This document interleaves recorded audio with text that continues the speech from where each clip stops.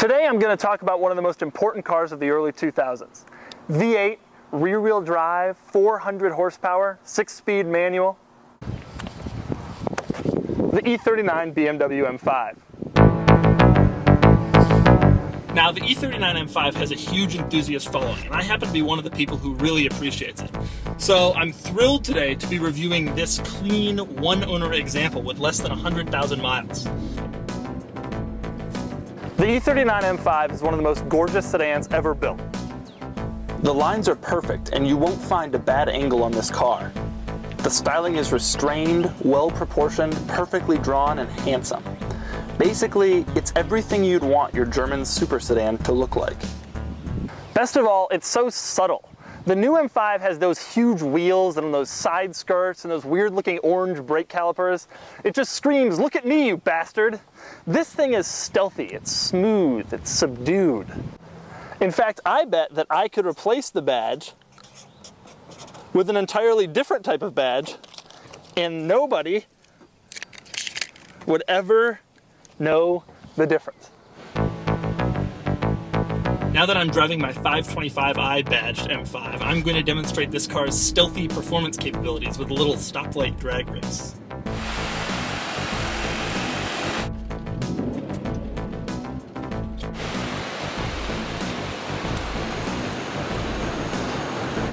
He thinks I have a 525i.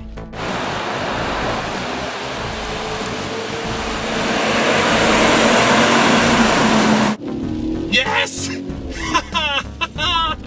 Victorious! Okay, so that wasn't the most scientific test, but this car does really perform well, and part of the reason is it's fairly lightweight. To demonstrate that, I have a little comparison here. Now, this M5 weighs 3,900 pounds, whereas the new M5 weighs in at approximately 10 million pounds. Now, the difference between the two cars is 9,996,000 pounds. It's good for acceleration. It's also good for handling.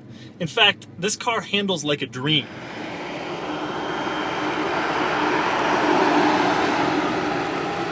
Steering is perfectly weighted, it's heavy and communicative, unlike all this light crap that modern BMWs are saddled with.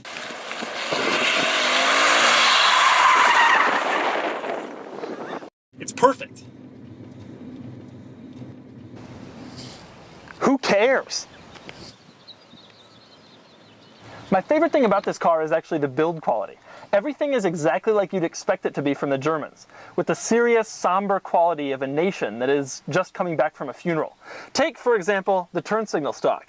It doesn't have any play at all until you turn it on, and then click, click.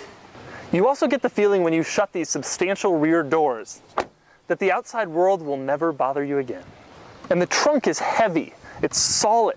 It weighs about the same as my entire Nissan Cube, and it would probably do better in a crash. There is, however, a problem with the M5. The problem is that, like any German car of its age, this M5 is absolutely falling apart. I have here a list of its problems.